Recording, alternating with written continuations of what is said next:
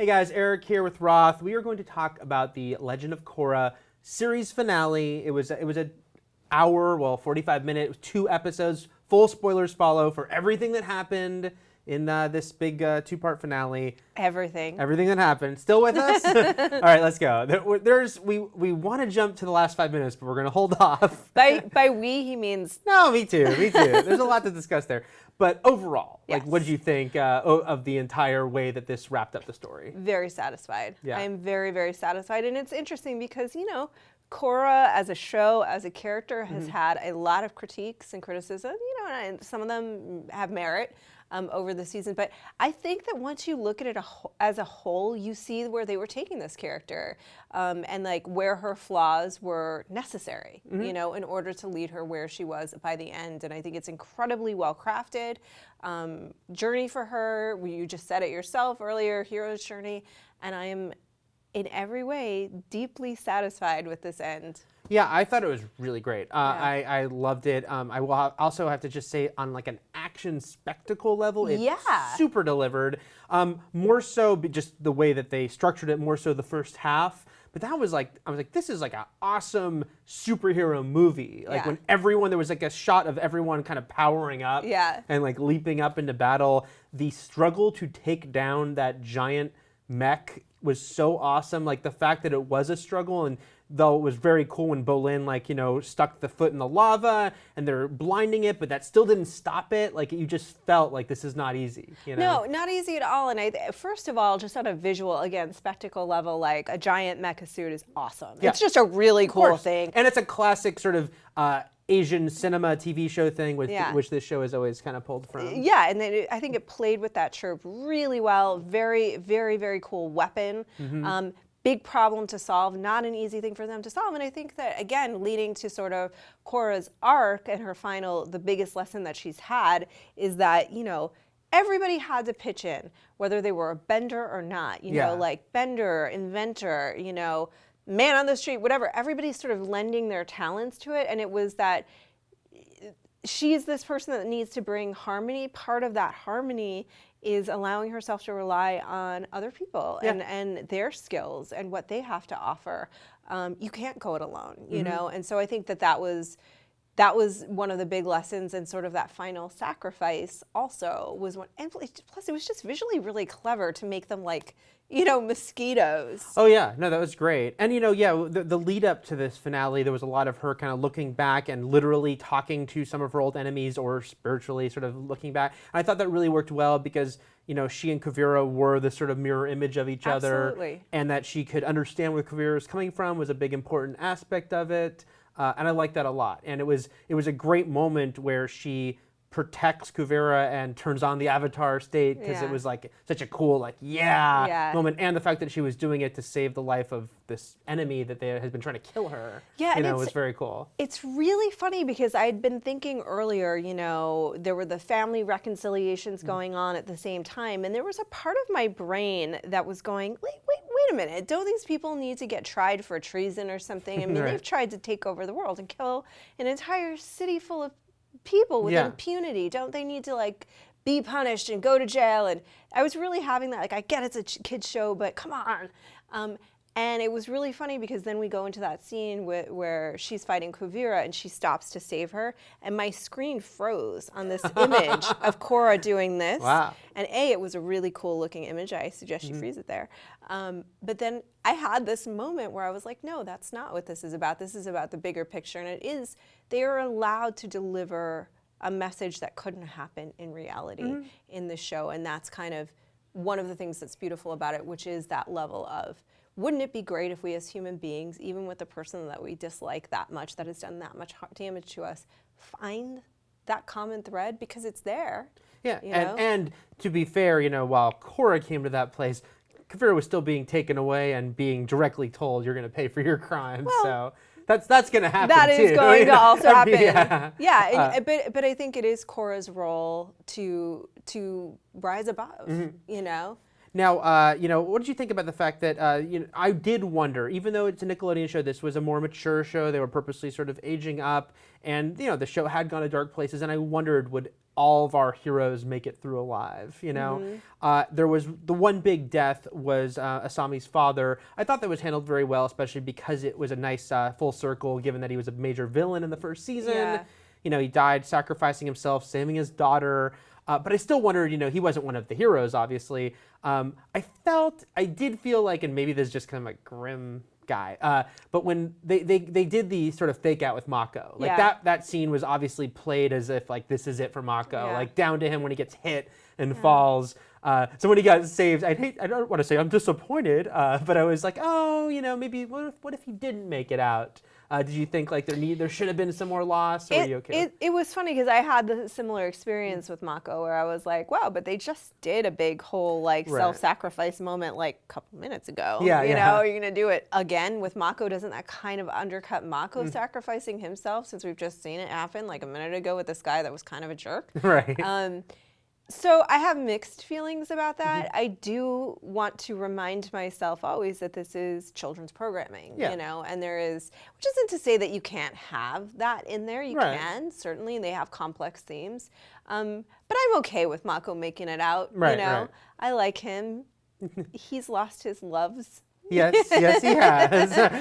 Are you leading us to a certain place? No, I'm not going to jump the gun. No.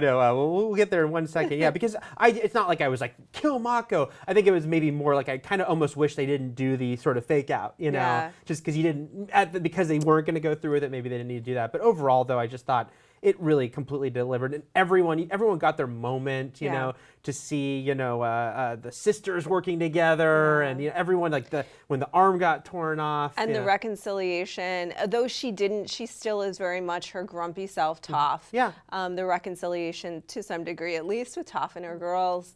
You know, I mean, I think that Korra, it's interesting because she has in fact affected more change as an avatar, as bumpy a road as it's been.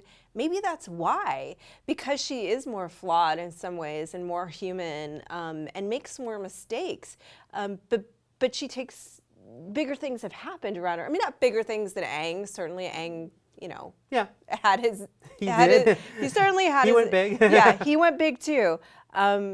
But in terms of this idea of bringing balance between the spirits and the physical world, she has allowed more people to take part of that and to access their real power, which I think is a pretty beautiful gift to give to the world. Yeah, I mean, you were seeing everything change because, because two worlds, the spirit world and, you know, the human world, were all coming together thanks to her actions. Benders and non-benders. I mean, I think that's the idea of if what the Avatar is meant to do is bring balance and bring harmony. Korra, through as much as she stumbles and falls, she does that. Now let's talk about the ending. Let's do it. Which is going to be, you know, we were just joking beforehand, but not joking, just saying it's going to be so discussed, so written about. Tumblr right now, we're sure, is already going on absolutely insane over how they ended this show.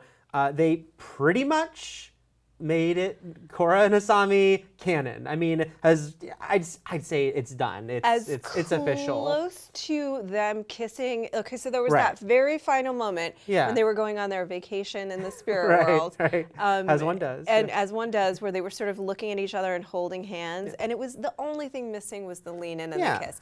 That was the only thing missing from that moment. But they end this show with them walking off together, holding hands, and then looking lovingly into each other's eyes. I mean, it's there. I mean, I think they were definitely being like, yes, this is what's happening. It is Nickelodeon. They're not going to let us show them kiss. But it was still pretty amazing to see. We were talking about both, realizing, as I'm sure everyone was going, hey, they're going here. Like, they're actually going here at the end of this show. Yeah, it's funny because the minute that, and I will say that they have laid in the foundation over the course of the season. Asami was the only one that Korra felt comfortable writing. They have a very intimate bond in terms of talking about emotionally intimate. There's been so much there seeding this moment, but I was like, are they going to do it? I don't know. But the minute Asami came down and they were sitting on those steps, I was like, oh, I was losing my mind. And I was watching it on a screener by myself, desperate to talk to anybody. And watching the scene build. And as they're talking about going on a vacation, getting more and more excited until that final beautiful moment.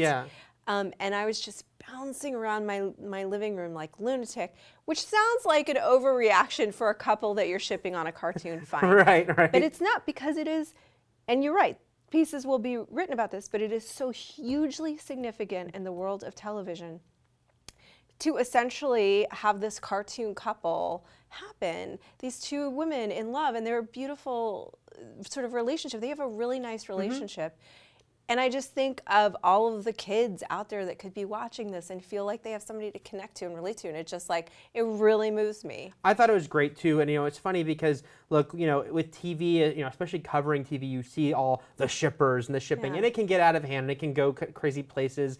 And people will ship any two characters they want. They will, and all the time they'll ship, two guys or two women who aren't written as gay. And you're like, well, that show's actually never going to do that, Supernatural's a great example with like Castiel or Dean, or even if people want to get into the incest thing, Dean and Sam thing. And once in a while the show will do a meta episode where they'll joke about that, but then it's never going to happen. So I never would have guessed Korra would be the show to actually make that a reality.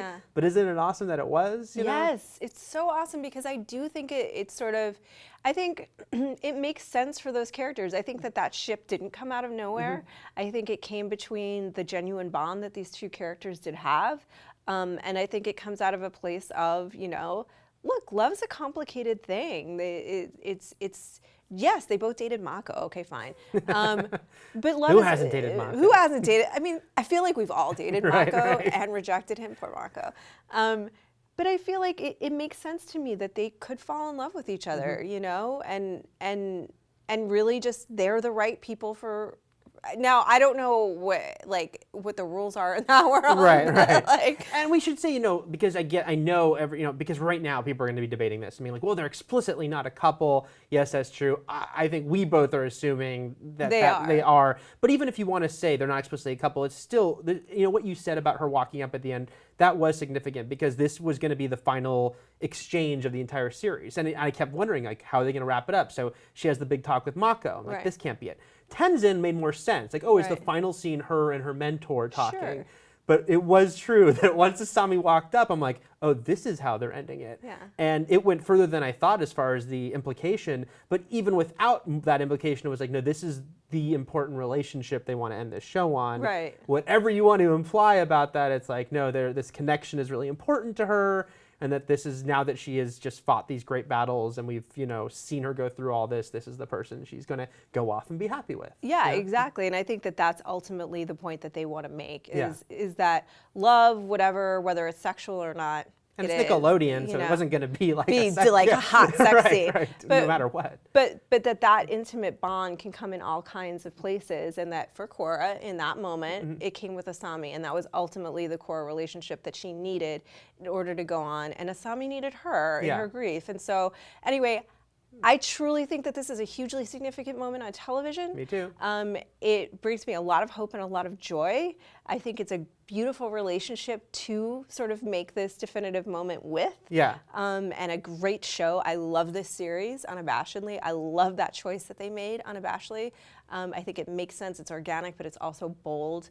And I really hope that it paves the way, for more open-hearted world. And maybe that's corny, but that's what I hope.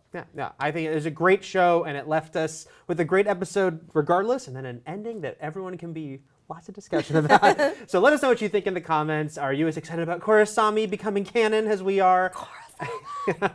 I was going to say for more on Korra, it's not going to be around anymore, but whenever we can talk about it, we're still going to talk about it. Plenty more in animation. Keep it here at IGN.